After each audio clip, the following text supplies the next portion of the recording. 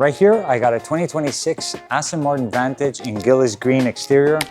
Guys, welcome to Rich with Cars. I'm going to be going over very detailed interior overview of the Aston Martin Vantage. Seems like a lot of you have been sort of looking or asking for an interior overview, an in-depth review of the interior of the Aston Martin Vantage. I've already reviewed the Aston Martin Vantage, not specifically on the car on its own, but actually compared it with the Aston Martin DB12. If you guys have not watched that video, make sure to check it out. I'm gonna put it up on the screen up top. But in today's video, we're gonna be going over this 2026 Aston Martin Vantage. They did not change anything for the 2026 model year, but I've gone briefly over the interior and I want to show you guys a little bit more in depth about what the interior is all about. They did update the interior of the Aston Martin Vantage in 2025, so second year of the updated version of the interior, which is absolutely gorgeous in my opinion. We're gonna be going over, the layout, the seating, the infotainment, of course. But for now, guys, let's strap in and take a look.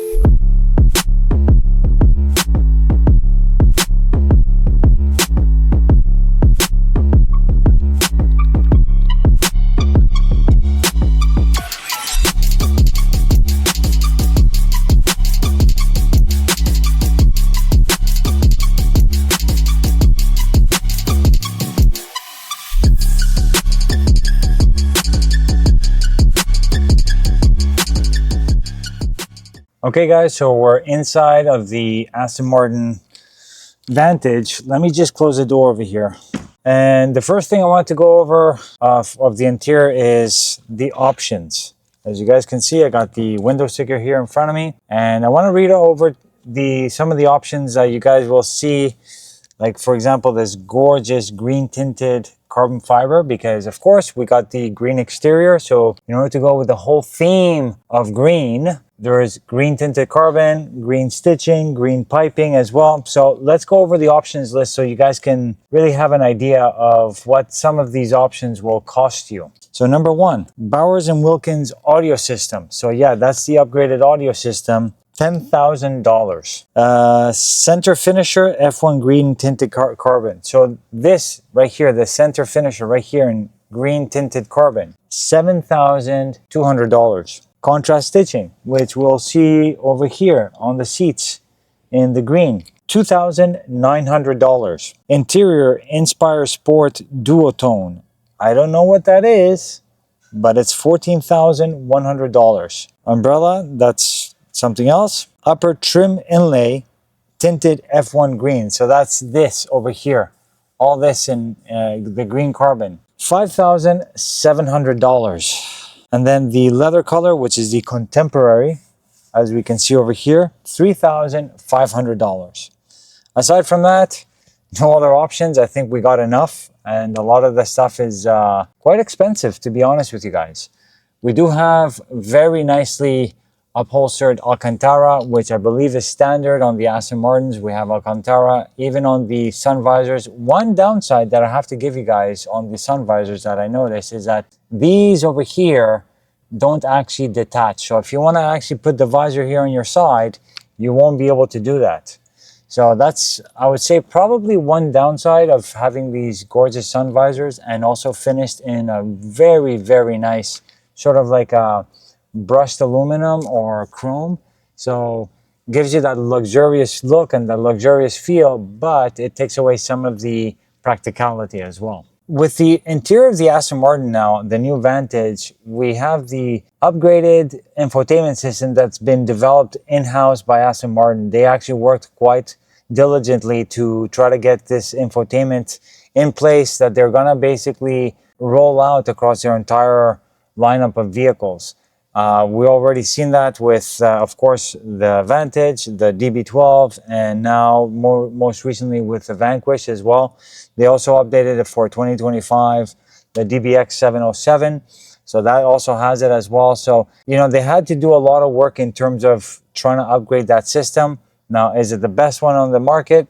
Probably not. I still think that most likely in the luxury segment, Mercedes-Benz with the MBUX is probably the top one right now, at least from my perspective. But they still did a very good job. Let's not forget that prior to upgrading to this new infotainment system, what they ended up using was a 3 or 4 generation old or 5 generation old Mercedes-Benz infotainment system, which really looked, dated. So aside from that, I mean, of course, we have the upgraded infotainment system, but also, if you guys haven't had a chance to check it out, what Aston Martin did, they're the first manufacturer now to have Apple CarPlay Ultra. And I did a video on that, and like I said, if you guys haven't checked it out, make sure to check it out. I did a sort of overview of Apple CarPlay Ultra. What Apple CarPlay Ultra in summary does, it takes Apple CarPlay and brings it to the next level, because it takes a lot of the car's information, including the stuff that you see on the gauge cluster, and basically turns it into Apple CarPlay layout. So your gauge cluster is going to basically have an Apple CarPlay layout. Your infotainment system is going to have an Apple CarPlay layout. And at the same time, you'll be able to also manage some of the car's systems, like the AC, like the drive modes. You can do it through the Apple CarPlay Ultra infotainment or layout. So that's a plus that Aston Martin did. Gives the customer the option of either playing with their own in-house infotainment or using Apple CarPlay Ultra. Aside from that, I want to show you guys a few other things as well. Like, for example, we have these vents over here that you can open and close. Another zonk or another sort of downside of this that I want to basically point out is that the material of these knobs over here feels like plastic. A total of $252,000, 900, practically $253,000. So when you're paying $253,000, you're expecting to have good quality throughout. Now, don't get me wrong, Aston Martin is actually known for having exceptional quality, but I think they probably cheaped out here on the vents, to be honest. So they should have done probably a better job in terms of using sort of like real metal as opposed to plastic. So let's get started here with the center console. We have the infotainment screen over here that is part of the new infotainment. Very clear and crisp graphics that you see. At the same time, you have a lot of the climate controls and some of the major controls like the hazard lights, the door lock and lock right here. You have your automatic climate control and your AC button. You have your rear defrost, your sync button to sync both sides, because it's a dual climate control, dual zone climate control. And then you have your air recirculation button over here, and then you have your front defrost as well. Now, it gives you the option of actually using either the Aston Martin infotainment screen and the gauge cluster, or the Apple CarPlay Ultra. In my opinion, I kind of prefer the Apple CarPlay Ultra look. And the other cool thing also that you can do, let me show you guys, is you can actually change the gauge cluster look on the Apple CarPlay Ultra. So let me show you guys. So let me see how I do this. So settings, themes, and there you go. So you have different looks that you can, and I just shows that and gives you that sort of theme. Let's say I want to change the theme again, gives you that theme. If I want to do full map, I also have full map. That is super, super cool. It's really, really nice. And also gives you the ability of actually changing, customizing some of the actual views. So that's another look right there. I really don't like that one. But look, if I want to, I can customize even the coloring. Well, let's go over the gauge cluster once, or not the gauge cluster, but the climate. Like I was telling you, you can adjust the climate control. So I can do auto over here. Change it over here.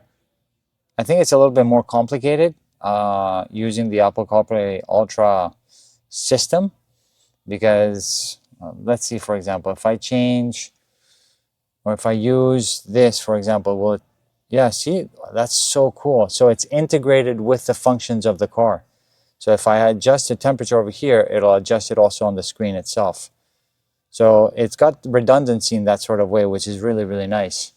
Like I mentioned before in the video, that Aston Martin is the first manufacturer to integrate Apple CarPlay Ultra, and you guys can see, you know, the type of options that you have by integrating Apple CarPlay Ultra into your infotainment system, because it's not just Apple CarPlay. It does actually allow you to work with certain different things in the vehicle as well. For example, so it shows you even here, Vantage settings, Bowers and Wilkins, individual drive mode. So if I want to change the drive mode, or the individual settings of the drive mode, so I can actually do an individual mode and change the different settings within the individual mode itself. You can even go into the assistance settings. Wow, it goes that deep. That's really, really cool. Vehicle.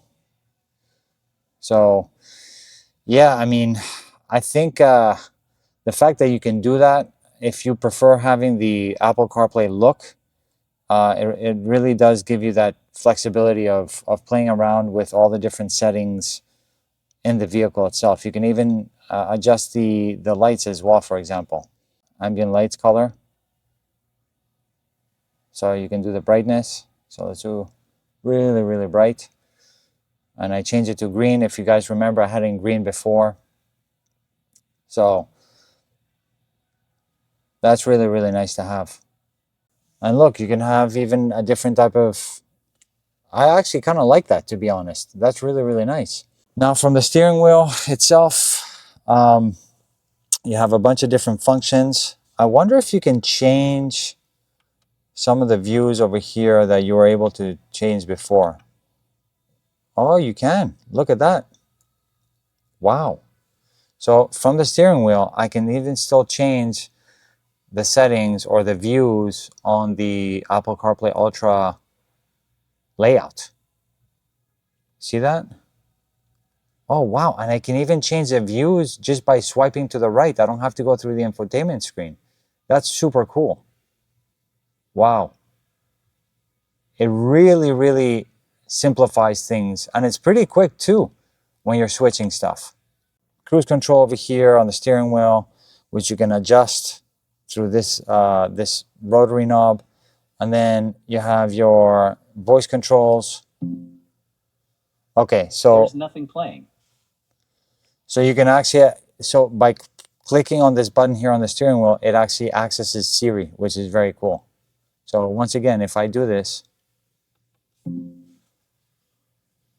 you guys can see that Siri is actually awake now.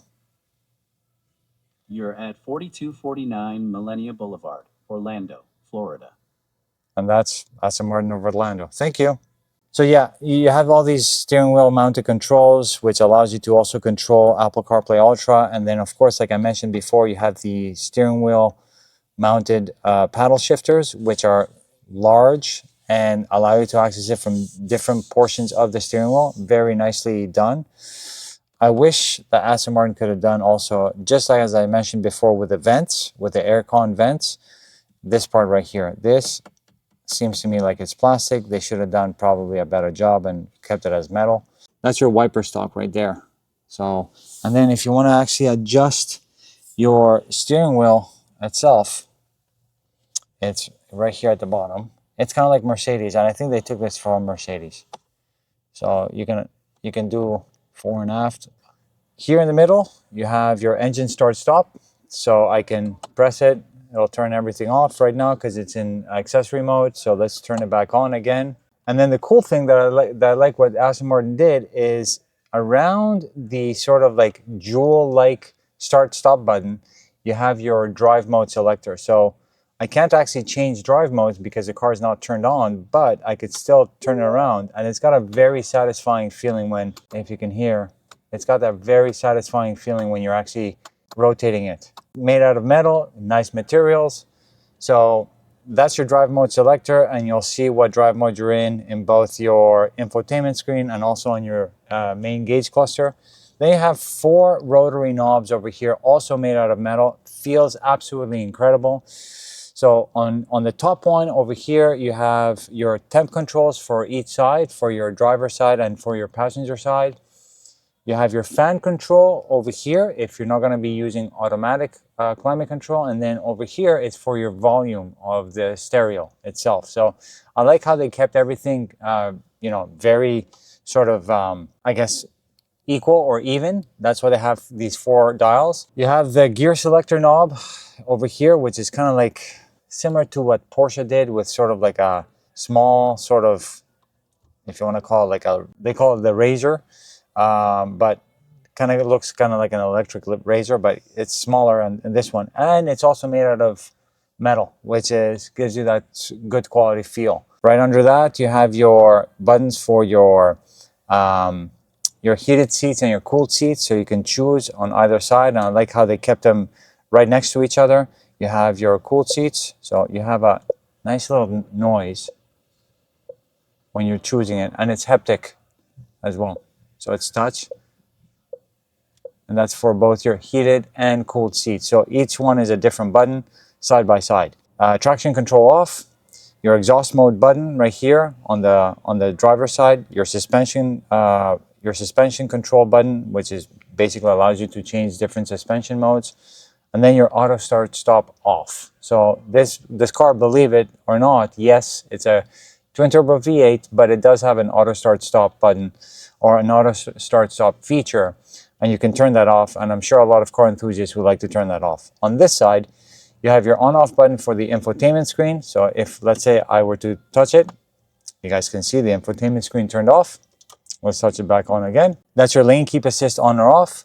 That's your park assist on or off, and then that's your camera button over here. So if I turn it on, you guys see right here, turn the whole thing around, which is good. But because the door over there is open on this side, it doesn't give me the full camera look because, of course, the camera is under the side view mirrors. And then finally, you have under your gear selector knob, you have your park button. So you have reverse, neutral, and drive that you can select from this. And then you have your park button over here. And right under that is your manual mode for the gear selector. So if you want to actually use the paddle shifters that sit right behind the steering wheel, which are steering wheel mounted, you just press on this manual button, and then it just allows you to use the paddle shifters to change your gears, which, if it was me in this situation, I'd probably be doing that. You have a couple of cup holders right here. Of course, I got my phone here sitting. And then you have a very small, not very deep center armrest storage area. But inside of there, you also have 2 USB-C inputs that allows you to charge your phone as well, alongside with a 12-volt power outlet, cigarette style outlet as well. I do like the feel of the button over here that you can see. This is actually metal, which is actually very nice. It goes along with the top quality material that Aston Martin typically is known for. So, and then of course here, which is the same thing on the driver's side, but you guys can see it from that angle, are your seat control functions. So you can actually, you guys can see if I move the seat up, move it down, and there's all kinds of different seat controls that you can actually adjust from here. And I like that because it's not difficult to reach. It's within your view as well. So, a lot of seat controls are actually on the side of the seat where you cannot actually see what you're touching. You have to base it on feel. But here you get to actually see it, which is a good thing. The other thing also that I do like quite a bit that Aston Martin ended up doing, you guys will see right here, on the previous generation Vantage, they did not have a glove box. Now, you do get a glove box right here. So you just press a button right there and it opens up your glove box. It's not the biggest thing in the world, but at least this time around, you do get a glove box, which is nice. And it's actually very nicely lined in felt. The other stuff that I want to talk about as well is on the left-hand side of the steering wheel, you have your light controls for the headlights, which is basically a dial. I'll show you guys in close-up, but you basically can twist it, but usually you want to keep it in auto. That's where your controls for your headlights are, as well as the interior sort of dimming for the interior lighting as well. So that is a wireless charger actually right here. So that's a really nice place to put your phone for the wireless charger. Let me show you guys. And if you actually accelerate or if you brake hard, the phone's gonna stay in place over here because it's actually a little bit like inside. So it's not like it can actually fly anywhere, especially on the side. If you're taking hard corners, it'll stay in place because it's sort of like in a sort of bowl or in a cup. So it's perfect. And I love the fact that it's in there. What else? You have these lights over here, which are actually touch, but I cannot do it right now because the door right here is open. The headliner is in Alcantara, which is great. You have your HomeLink system or your garage door openers that you can program right under the rear view mirror. And then, of course, all this here on the upper dash is all wrapped in leather. One last thing that I want to mention. So right here, you see all the piping right here, which I guess is part of that really expensive interior package that you have to pay for. So everything here is leather. You have piping over here, leather over here as well. When it comes to materials, yes, it's top-notch quality, but at the same time, you're paying a pretty penny. Like I said before, I went through the actual price list. The last thing I want to show you guys before we end this is here in the middle, you have a little sort of area, which I'll show on the camera as well, alongside with a little bit of a storage area with the Aston Martin logo as well. So, you know, in terms of storage space, for a two-door sports car, it's actually not bad. I've seen other two-door sports cars that don't have as much. I think Aston Martin did a great job in terms of improving from the previous generation how much storage space there was, because I remember in the previous generation, you didn't have a glove box. The middle glove box was also pretty small. And, you know, the door storage as well, like on the doors over here, wasn't that big. So right now, I mean, you have even like where you actually grab the handle right here, there's a really small storage place. I mean, like I'd probably put my wallet there, for example, if I'm driving. So it wouldn't take up the middle console. So it gives you options to be able to store more stuff. If there's anything else, guys, let me know in the comments below.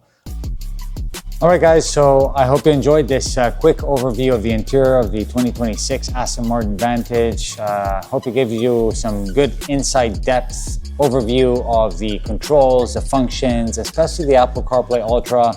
I think they did a phenomenal job in terms of updating the interior. Of course, that happened in 2025. This being a 26, they didn't make any changes, but as always with Aston Martins, you can make a lot of different customizations to the interior. And as we saw in this one, we got to see how much the dollar value can go up when you start customizing, especially when you go with like tinted carbon fiber for the interior. So guys, make sure to like, subscribe, comment below if you have any questions or comments, and make sure to stay tuned for additional content in the future. And I'll see you guys on the next one. All right, guys, take care.